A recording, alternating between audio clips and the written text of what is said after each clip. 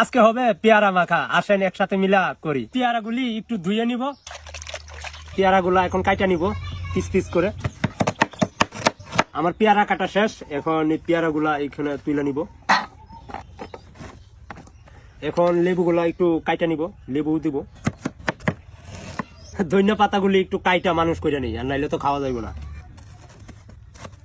হ্যাঁ আমার ওকে। 2-3টা রসুনের কুড়ি দিয়া লইয়াম, খালি শক্তিটা বাড়ানোর জন্য। তা আমার যারা ছেলে বন্ধুরা আছে তারা আপনার রসুনটা কাইনজে শক্তিটা এনার্জিটা বাড়বো। রসুন কাটা শেষ, এখন 3-4টা মরিচ দিব। আমি 3টা মরিচ নিছি, কেন বেশি জাল কাটাতাম না।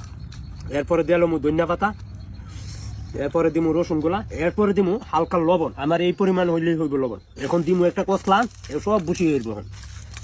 লবণটা মনে হয় কম হয়েছে, আর একটু লবণ আরো সামান্য পরিমাণ লবণ লইলাম। এখন এটা মাখামু। ও এর মধ্যে আরেকটা জিনিস দিতাম মনে নাই, লেবু। পরে দিব একটু কাসুন্দি।